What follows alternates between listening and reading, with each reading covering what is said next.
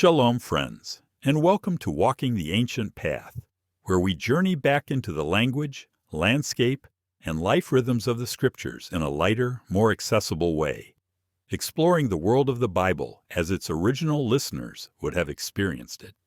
Today we'll pick up our in-depth exploration of the entire book of Galatians formatted like a living Hebrew commentary. Let's pick up where we left off, continuing in Galatians chapter 3. Verse 8. And the Scripture, foreseeing that God would justify the heathen through faith, preached before the gospel unto Abraham, saying, In you shall all nations be blessed. And the Scriptures, seeing ahead that Elohim would declare the nations righteous through trust, proclaimed the Besorah beforehand to Abraham, saying, Through you all the clans of the earth will be blessed. The Scripture foreseeing. Paul personifies the Scriptures as having vision. In Hebrew imagery, the written word is alive, like a prophet speaking across generations. That God would justify the heathen, Elohim would declare the nations righteous. The Goyim, nations, are included in Yahweh's plan. Tzedakah is extended not only to Abraham's physical seed, but to every people who walks in trust, through faith, through trust. Once again, emunah is the key, not ritual or bloodline. Preached before the gospel unto Abraham, literally, announced the good news ahead of time. In Hebrew imagery, Yahweh spoke seed words of Besorah to Abraham long before they sprouted in Messiah. The promise itself is the first glimmer of the good news.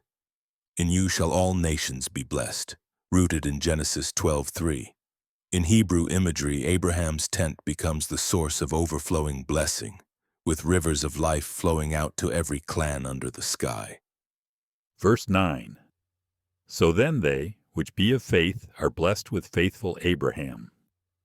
So then, those who walk in trust are wrapped in blessing together with Abraham, the man of trust. They which be of faith, those who walk in trust. Again, emunah depicts steady footsteps on the covenant path. The Galatians are regarded as faithful followers in the footsteps of Abraham. Are blessed with faithful Abraham. The word barak means to kneel, to extend benefit. In Hebrew imagery, blessing is like a stream flowing downhill from Abraham's tent into every tent connected to his lineage of trust. Paul calls Abraham faithful Abraham, the one whose entire life depended on Yahweh's word. Together with, this is not a secondary blessing but a shared inheritance. In Hebrew thought, to be with Abraham is to be inside his tent, receiving from the same covenant fire that once burned in his heart. Verse 10. For all who are of the works of the law are under the curse. For it is written, Cursed is everyone who does not continue in all the things that are written in the book of the law to do them. For everyone who relies on the deeds of Torah is under a curse. For it is written, Cursed is everyone who does not remain in all the words written in the scroll of the Torah to carry them out. All who are of the works of the law, to be of the works means grounding covenant life in Torah performance, as if life depends on ritual obligation itself. In Hebrew imagery, it is like pitching your tent on shifting ground, stable only if flawless. Are under the curse. Arur curse is tangible. Soil fights the plow, thorns block the path, the sky closes like bronze. It's the heaviness of futility when a blessing leaves. For it is written, Paul is citing Deuteronomy 27:26. To say it is written is to emphasize the covenant witness, etched, permanent, undeniable. Cursed is everyone who does not continue. To continue means to stand and uphold, Yakim, carrying the full load without dropping it. The imagery is of a man straining under a yoke. If he falters, the curse falls. In all the things written in the book of the law, the Torah is like a scroll unrolled with cords stretching across daily life. To do them means to incorporate them into each step. If the weaves are torn, the garment of blessing unravels, leaving only arur, curse. Verse 11. But that no one is justified by the law in the sight of God is evident, for the just shall live by faith. It is clear that no one is made right in the sight of Elohim by the Torah, for the scripture says, "The righteous will live by trust." No one is justified by the law, justified through acts of tzedakah, being aligned and upright in covenant. Paul declares that no person can be considered righteous solely by Torah performance. The Torah is a source of light, but it is not the foundation of life. In the sight of God, Hebrew thought depicts Yahweh's eyes watching like a shepherd looking over the flock. To be right in his sight means to be seen standing upright on the right path. Is evident. The proof is already presented. Paul refers to what the prophets announced. It's like a signpost planted long ago for everyone to see.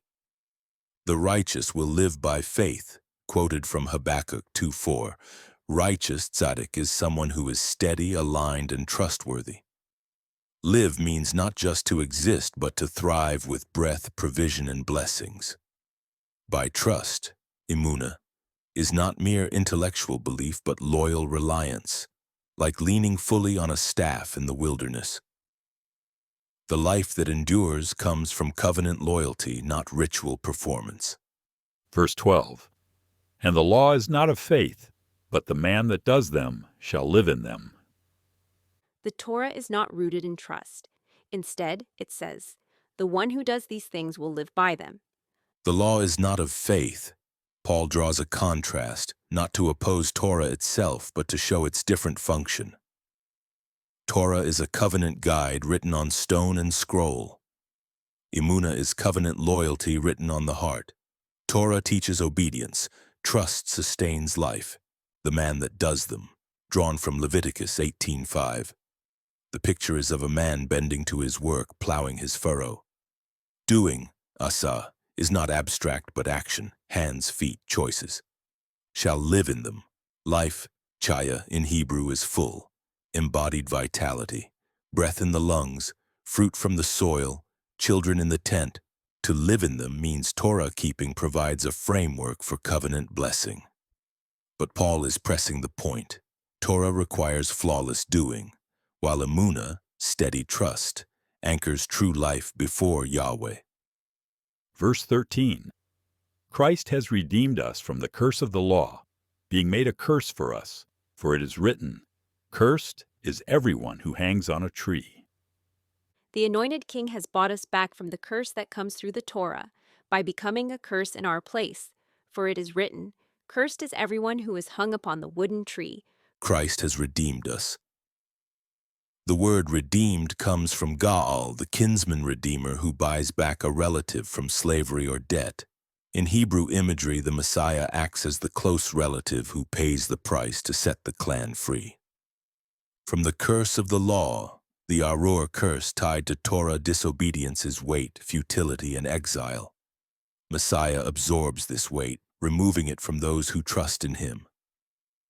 Being made a curse for us, he bore the shame and weight himself. The picture is not abstract but earthy.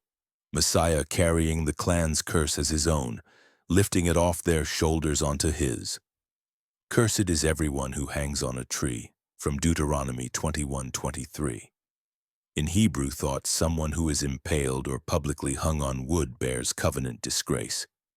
The etz, tree, wood, becomes the place of both curse and redemption. Messiah was lifted up on the wood so that the curse tied to us would die with him. We'll pause here and continue in our next episode. If you listeners have areas of interest you'd like to explore further, questions or comments, please don't hesitate to let us know.